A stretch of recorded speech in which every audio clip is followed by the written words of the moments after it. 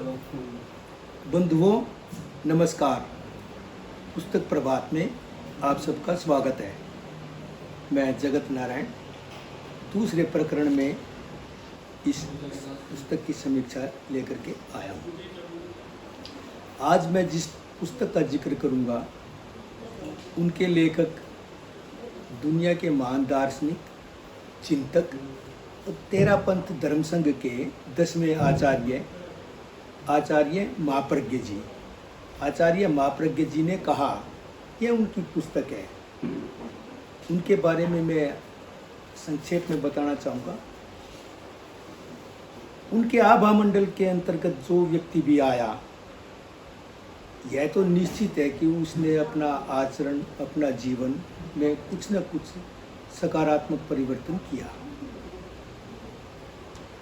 उनका इतना विपुल साहित्य है जो सर्व समाज के हितकारी है।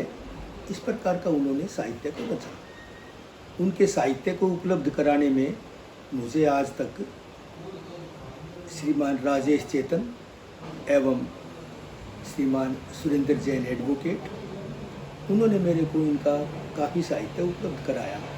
श्री सुरेंद्र जैन आजकल तेरापंथ महासभा के राष्ट्रीय उपाध्यक्ष हैं। मित्रों, आप किसी भी मनोचिकित्सक को देखिए, किसी भी चिंतक को देखिए, किसी भी मनोवैज्ञानिक को देखिए, जो भी हमारे समाज में अच्छा काम करना चाहेगा, उनका इस बात पर बल रहता है कि समाज का सकारात्मक दृष्टिकोण बने, क्योंकि सकारात्मक दृष्टिकोण ही हमारे कल्याण का सबसे श्रेष्ठ मार्ग है। सामान्यतः आदमी नकारात्मक जीवन जीता है क्योंकि उसका व्यवहार क्रियात्मक न होकर के प्रतिक्रियात्मक है। आचार्य महाप्रज्ञ ने बड़े से बड़ी समस्याओं को एक छोटे से उदाहरण प्रस्तुत करके उसका समाधान दे देते हैं, जिसको साधारण से साधारण मनुष्य भी समझ सकता है। और अपने जीवन में उतारने के लिए तो संकल्प शक्ति चाहिए। तो सर्वप्रथम उनका सकारात्मक दृष्टिकोण के लिए जो आग्रह था, उसका एक उदाहरण उन्होंने दिया। एक बहुत बड़े सूफी फकीर हुए हैं शेख सादी। वो एक बार बाजार में जा रहे थे, उनको एक भिखारी मिला। भिखारी बड़ा आनंदित जीवन जीने लग रहा था और उसकी दशा देख करके बड़ी दया आई शेख सादी को कि उस भिखारी को एक आँख नहीं, एक हाथ नहीं, एक पाँव नहीं, फिर भी वो आनंदित जीवन जीता हुआ भीख मांग रहा है। तो शेख सादी ने उसको कहा, चाचा जान क्या बात है, मेरे को तो आपको देख, आपके आनंदमय जीवन को देख करके मेरे को भी ईर्ष्या हो रही है। आपके आनंद का राज क्या है? बड़ा मार्मिक उत्तर दिया उस भिखारी ने, शेख सादी आप बहुत पहुँचे हुए फकीर तो हो, परंतु एक बात आपने नहीं देखी मेरे में कि मैं ये सोचता ही नहीं कि मेरे एक आँख नहीं है। मैं तो ये सोचता हूँ परमात्मा ने मेरे को एक आँख दी है, एक हाथ दिया है, एक पाँव दिया है। भीख मांगने वाला मेरे को भीख में मांगता हूँ तो मेरे को भीख मिल भी जाती है। तो शेख सादी मैं परमात्मा का दिया हुआ भाव पक्ष को देखता हूँ, अभाव पक्ष को नहीं। तो मित्रों, इतने छोटे से बताया उन्होंने कि परमात्मा जो भी हमारे जीवन में है, जो है उसको देखना चाहिए, जो नहीं है उसका रोना रोने से समाज में कुछ भी नहीं मिलता। इसलिए सकारात्मक दृष्टिकोण का उन्होंने बहुत ही बढ़िया उदाहरण दिया। एक उदाहरण उन्होंने संयम पर बल दिया। जैन मत हो चाहे कोई भी हो, संयम अगर जीवन में होगा तो कल्याण के रास्ते स्वतः अपने आप खुलते रहते हैं। आज समाज में नैतिकता की बात तो बहुत होती है, भाई क्या दुनिया में कुछ भी नैतिक नहीं हुआ, दूध में भी पानी मिलाने वाले हो जाते हैं। और आज किसी से भी देखिए, अपने कुतर्क के आधार पर अपने आप को श्रेष्ठ साबित कर देगा। आप किसी से कहिए कि भाई आप नशा क्यों करते हो, आप चोरी क्यों करते हो, वो एकदम से जवाब दे देगा। रेडीमेड तर्क होता है उनका कि भाई श्रीमद् भागवत में भी तो बताया जाता है कि कृष्ण जी चोरी करते थे। इस प्रकार के उदाहरण देकर के अपने आप को ठीक करना चाहेगा। तो मित्रों, अब नैतिकता की आधार भूमि के लिए बहुत कम लोगों ने ध्यान दिया है। आचार्य बाप्रज्ञ जी ने बताया कि भी नैतिकता का आधार बना है संयम। और संयम किसी उपभोगी व्यक्ति से बहुत ज़्यादा आशा नहीं की जा सकती। उन्होंने उदाहरण दिया, एक बार एक व्यक्ति साधु के पास गया और बड़ी भारी भक्ति का उसने प्रदर्शन किया। साधु ने उसको कहा, भाई कोई किसी चीज़ का आप त्याग कीजिए, संयम और त्याग का। ओहो, मैं तो जी क्या त्याग करूं, इधर उधर की बातें करने लग गया। साधु समझ गए कि ये बात ही करते हैं। तो साधु ने कहा, भाई ठीक है, चलो आप ये कहते हो कि मेरे को तो दुनिया में जाना आना पड़ता है, घाट घाट का पानी पीना पड़ता है, कभी कभी जंगलों में भी जाना पड़ता है, तो मैं किसी चीज़ का त्याग नहीं कर पाऊँगा। तो साधु ने कहा, चलो कोई बात नहीं, आप एक काम कर लो, मैं बिना सोचे समझे और बिना किसी जाने किसी भी प्रकार का फल नहीं खाऊंगा, उसका मैं त्याग करता हूँ। उसने इस बात की हामी भर ली। तो एक बार वो अपने मित्रों के साथ जंगल में जा रहा था। जंगल में जाते जाते बहुत उन सबको तेज भूख लगी, और भूख लगी तो उनके पास तो किसी प्रकार का भोजन था नहीं। तो रास्ते में एक पेड़ उनको दिखाई दिया, बहुत ही सुंदर फल लगे हुए, लाल लाल फल। अब भूख से व्याकुल सभी मित्रों को, भाई भैया हम फल खाएंगे। अब उन्होंने फल तोड़े।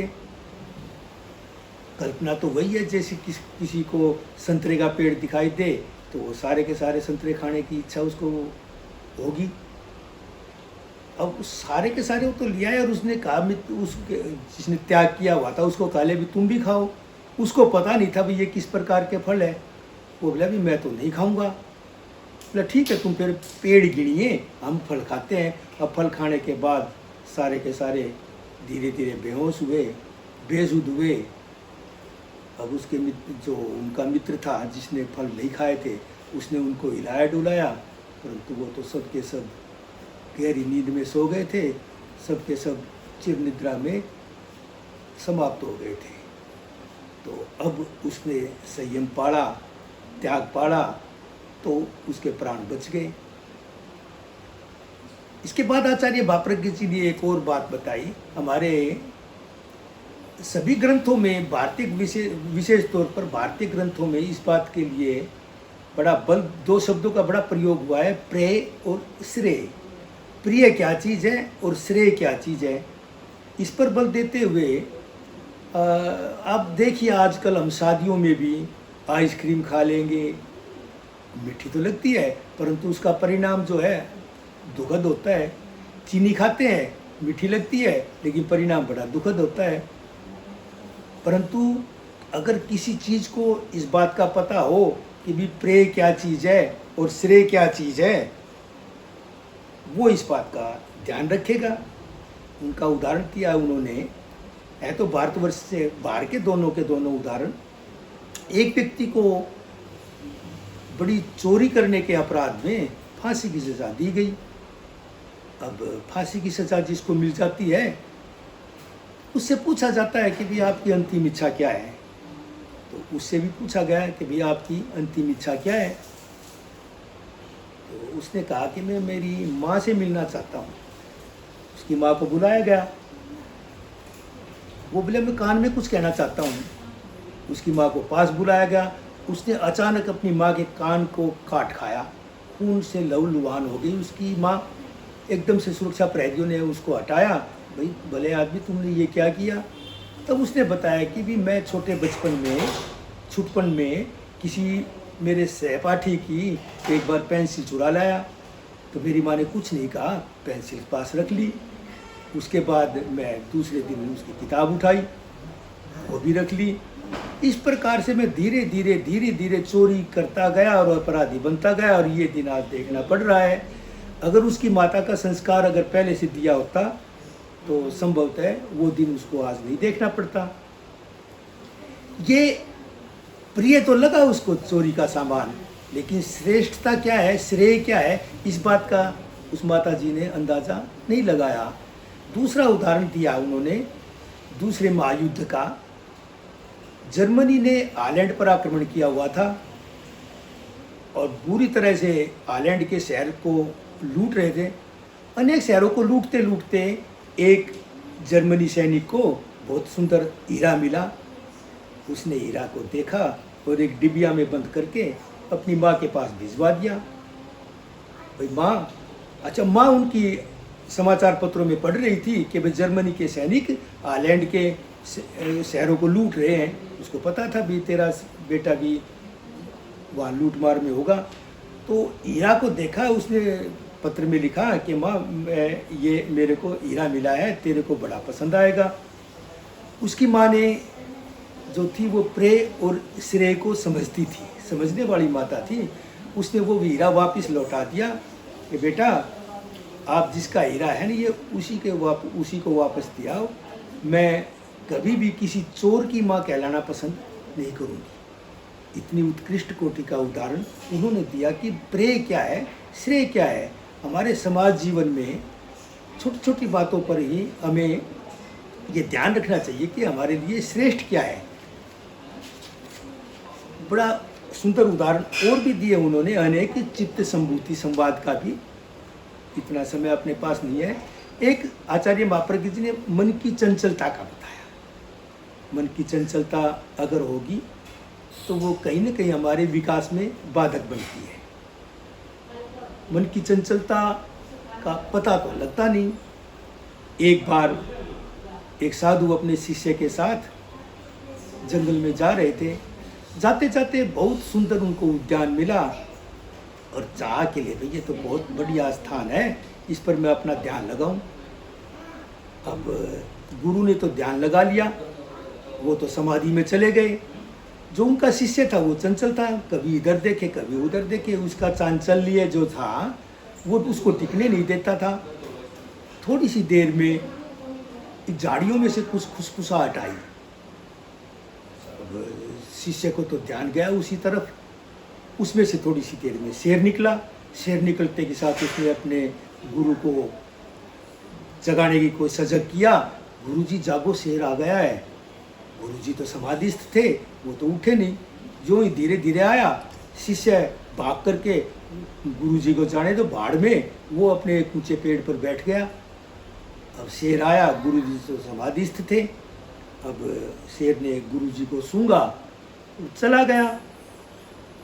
आधा घंटे के बाद शिष्य पेड़ से नीचे उतरा।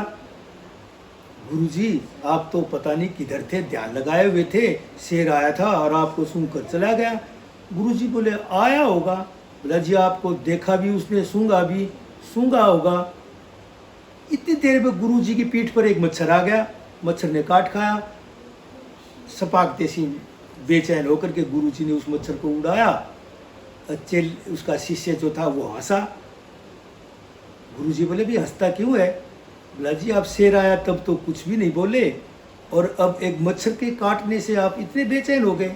गुरुजी ने कहा भाई जब मैं शेर आया तब मेरे साथ मेरा भगवान था और अब मेरे साथ तुम हो।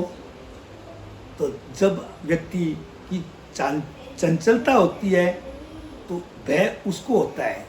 जो जिसमें चंचलता नहीं है, एकाग्रता है, उसका परमात्मा भी सहयोगी होता है।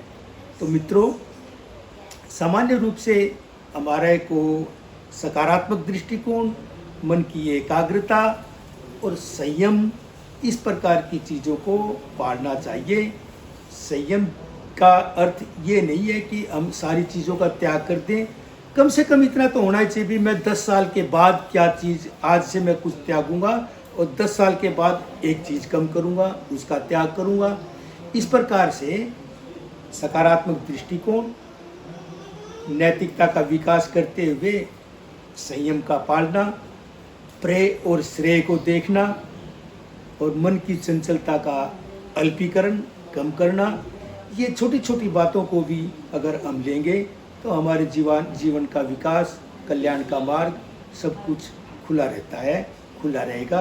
तो मैं आज आचार्य मापरज्ञ जी की बात, मापरज्ञ जी ने कहा, इस पुस्तक से आपको कुछ सार बताया। मैं आशा करता हूँ कि इसको भी हम सकारात्मक लेकर के अपने कुछ भी कल्याण के द्वार खोलेंगे। आप सबका बहुत बहुत धन्यवाद।